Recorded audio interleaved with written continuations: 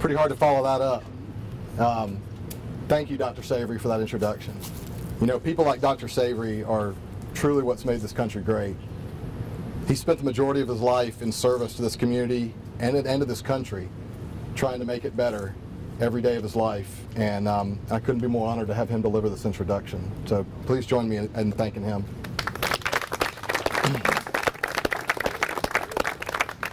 Before I start off, I wanted to introduce my family, and so I can let them go sit down. This is my wife, Stephanie. This is Evan, 7 months old. Ava just turned 4. No, 3. three. Whatever, 3. Correct me, thank you. And Charlie's 11. Okay, do you And so I'm very thankful that they could be here supporting me today in this mission we're undertaking as a family. You know, it's not just me that's going to be going through this. This is all of us. And having you guys here supporting us just means the world. Before we start today, I also want to just remind everyone to keep the folks that have been in the wake of these 2 hurricanes in your prayers. All right.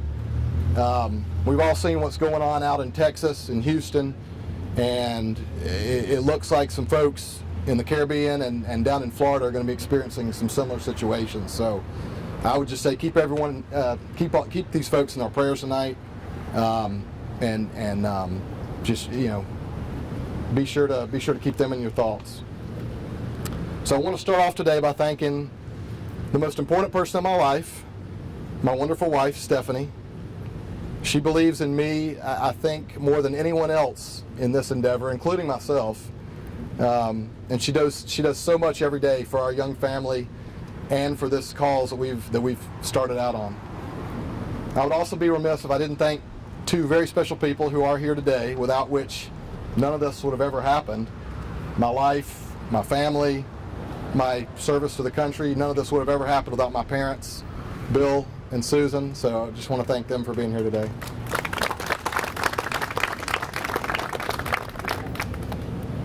And I also cannot really begin this without acknowledging the hand of God in my life.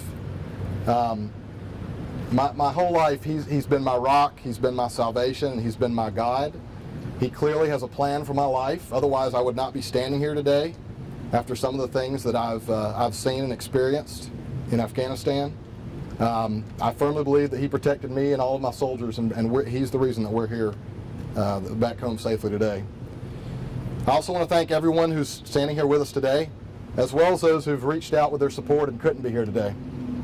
You know, since my wife and I began this journey, we've been traveling all over Southwest Georgia, from Camilla to Bainbridge to Albany, Macon, and right here in Columbus where we live. And we've been meeting so many different types of people: farmers, sawmill workers, small business owners, soldiers.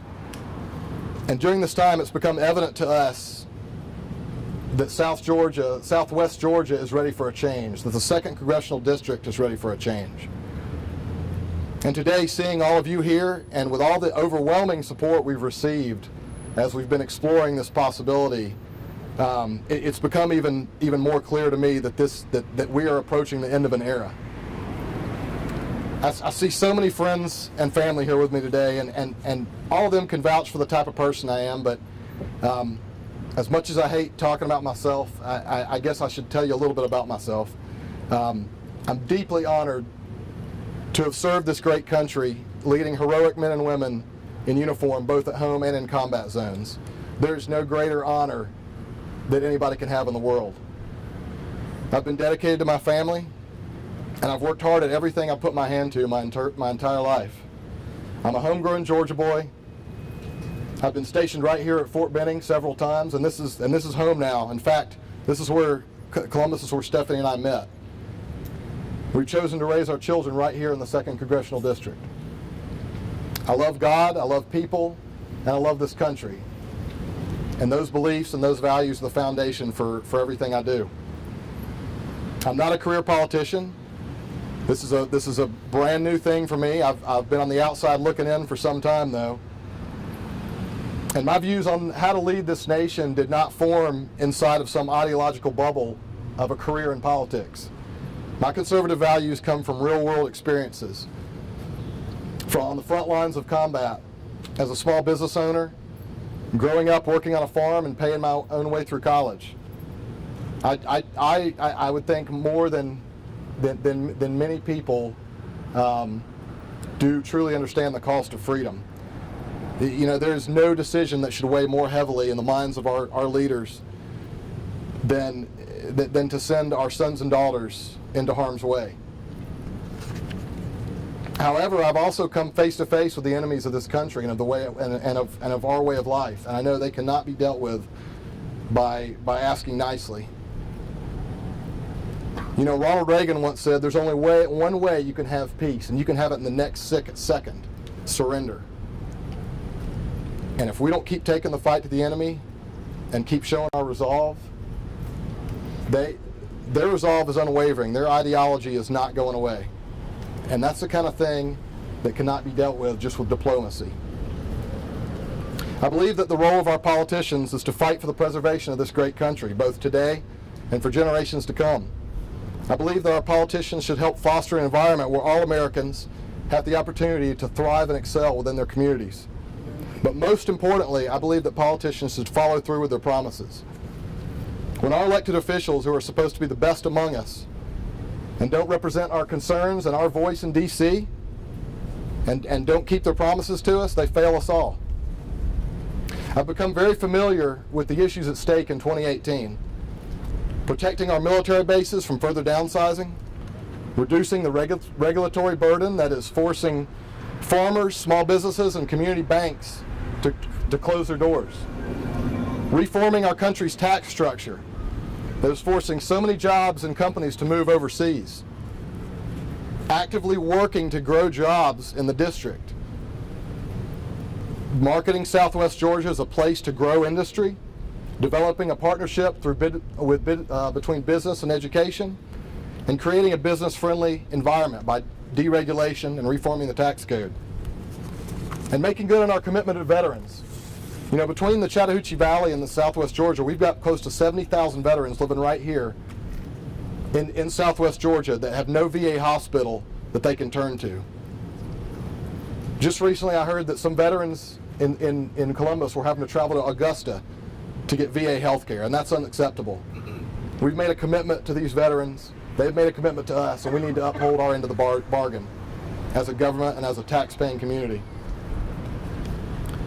And then finally, passing a balanced budget, finally, to get our country on the path to reduce its debt. And ensuring that the family farm is an integral part of our economy, both in Georgia and especially right here in Southwest Georgia. It's a part of our cultural fabric, and it's even a part of our national security infrastructure, that family farm is enabled to thrive well into the 21st century. These are the issues that you and I, as constituents of the 2nd District, care about, which are not being represented today in Washington, D.C. You know, when I was fighting in Afghanistan, I learned what it meant and I learned what it felt like to fight for people who didn't have a voice, for people who didn't have any hope for a better future. The constituents of the 2nd District deserve to have their voice in D.C. heard. We deserve the end of an era of broken promises. We deserve the end of the era of being the 7th poorest district in the entire country. You and I deserve an end to the economic spiral that Southwest Georgia has been experiencing for the last quarter of a century. The bottom line is the 2nd Congressional District deserves better. And you know what? Everybody's going to put a political label on this, but that's outdated. The American people, we don't need the divisiveness and the lack of civility that's so prevalent in politics today. Our elected officials need to focus on bipartisan policies that bring better jobs, better health care, and better schools to our district. We need to focus on an agenda of common sense and economic growth instead of just blindly following some party ideology. We should be demanding job security for all American citizens, not just our politicians.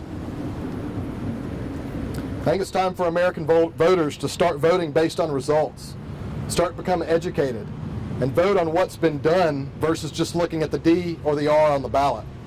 If someone isn't cutting the mustard, it's time to make a change. I don't know about you. I don't know about you guys, but I'm pretty sure most of you think like me, and you're sick and tired of the crony capitalism and the special interests and the corruption that run everything up in D.C.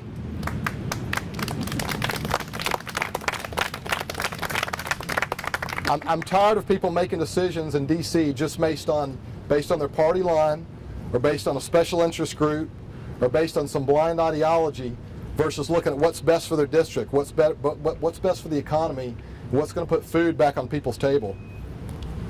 I guess, so in closing, I'll leave you all this question. Who do you want representing you in Washington? I would like to believe that you and I want a congressman who is going to represent his or her constituents, not just the party. We want someone who will stand up for Georgian values in the face of competing agendas. We want a patriot and someone who loves their country and who's not motivated by what he or she can get out of the job, but is motivated by what he or she can do for their country through service. Yeah.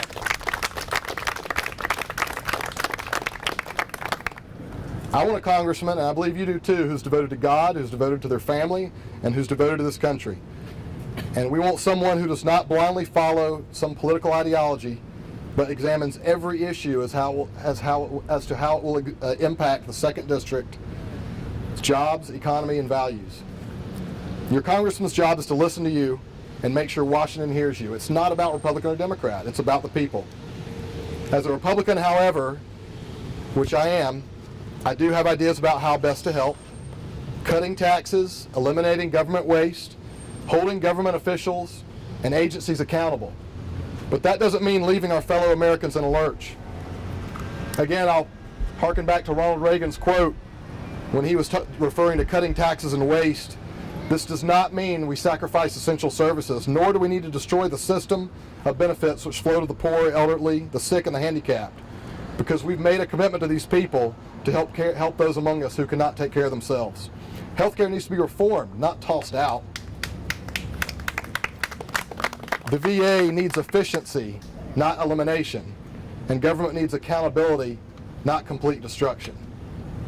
I took an oath to support and defend the Constitution of the United States against all enemies, foreign and domestic, and I will not stand idly by on the sidelines while my children and your children's futures are on the line in Southwest Georgia.